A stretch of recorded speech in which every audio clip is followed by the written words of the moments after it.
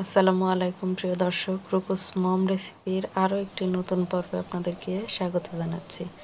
আমার আজকের পর্বে থাকছে ডিম, দুধ এবং পাউরুটি দিয়ে ভীষণ মজার একটি নাস্তা রেসিপি। এই নাস্তাটা আপনারা ডেজার্ট হিসাবেও খেতে পারবেন। এটা খেতে কিন্তু অনেক মজা, আর বাচ্চাদের টিফিনে যদি দেন ওরা কিন্তু অনেক মজা করে এটা খেয়ে নেবে। চলুন রেসিপিটি দেখে নিই। প্রথমে একটা ব্লেন্ডার জাগে নিয়ে নিচ্ছি 2টা ডিম।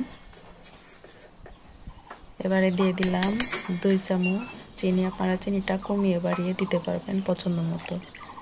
এবার এখানে দিয়ে দিলাম হাফ কাপ দুধ। 2 ফোঁটা দিয়ে দিলাম ভ্যানিলা এসেন্স, যাতে ডিমের গন্ধ না আসে সেজন্য এসেন্স ব্যবহার করেছি। আপনারা চাইলে এই মিশ্রণটা বাটিতে হ্যান্ড উইক্স দিয়েও মিশিয়ে করতে পারবেন। সেজন্য আপনাদেরকে চিনিটা গলে আসা পর্যন্ত হ্যান্ড উইক্স দিয়ে একটু বিট করে নিতে হবে। চিনিটা গলে গেলেই হয়ে যাবে। এই মিশ্রণটা যাতে তাড়াতাড়ি হয়ে যায় সেজন্য আমি ব্লেন্ডারে করেছি। একটা বাটিতে মিশ্রণটা ঢেলে নিলাম। এখানে আমি 4 পিস পাউরুটি নিয়েছি। আজ আমি 4 পিস পাউরুটি দিয়ে এটা করব। আপনারা যদি বেশি করেন সেক্ষেত্রে সব কিছু বাড়িয়ে নিতে হবে।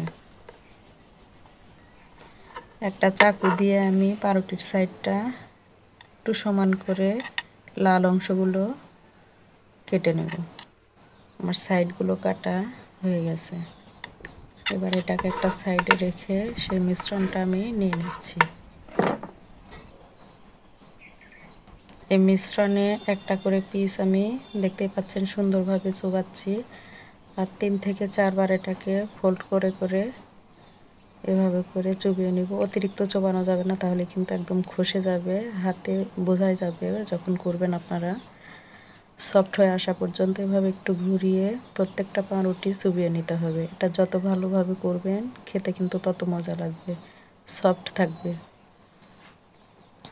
দেখতেই পাচ্ছেন আমি 4টা স্লাইসই সুন্দরভাবে দুধ ডিমের মিশ্রণে চুবিয়ে নিয়েছি। খুব সুন্দরভাবে এটা কিন্তু সফট হয়ে গেছে। এবারে ভাজতে চলে যাব। চুলায় একটা কড়াই বসিয়ে দিয়ে দিলাম 1 চামচ ঘি। এটা ঘিতেই ভাজার চেষ্টা করবেন, তাহলে টেস্টটা ভালো আসবে। এখন আমি এটাকে ঢাকনা দিয়ে ঢেকে রান্না করব 2 থেকে 3 মিনিট। আর চুলার আঁচটা থাকবে লো থেকে সামান্য একটু বাড়িয়ে, একদম লো না। 3 মিনিট পর আমি ঢাকনা খুলে নিচ্ছি। এবারে উল্টিয়ে দিতে হবে। চুলার আঁচটা যদি বেশি থাকে তাহলে কিন্তু এটা পুড়ে যাবে। যেহেতু ডিম ব্যবহার করা হয়েছে, তাড়াতাড়ি এটা পুড়ে যেতে পারে, তাই আঁচটা কিন্তু খুব জরুরি। খুবই আলতো হাতে আমি এটাকে উল্টিয়ে দেব। দেখতেই পাচ্ছেন খুব সুন্দর একটা কালার চলে এসেছে, এটা কিন্তু পুড়ে যায়নি। এবার আমি আবার 2 মিনিটের জন্য ঢাকনা দিয়ে ঢেকে রান্না করব। 2 পৃষ্ঠায় সুন্দর যখন কালার চলে আসবে এভাবে ঘুরিয়ে ঘুরিয়ে প্রত্যেকটা সাইড ভেজে নিতে হবে। উপরে কিন্তু এটার একটু মুচমুচে থাকবে, খেতে অনেক মজা লাগবে, আর ভিতরটা অনেক সফট, মুখে দিলে একদম মিলিয়ে যাবে। চারপাশটা আমার সুন্দরভাবে একদম কালার হয়ে এসছে। আমি উঠিয়ে নিলাম।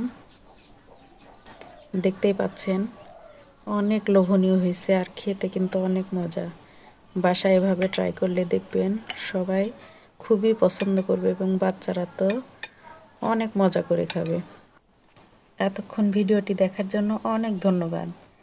আর যদি ভালো লাগে অবশ্যই লাইক, কমেন্ট অ্যান্ড শেয়ার করে দিবেন।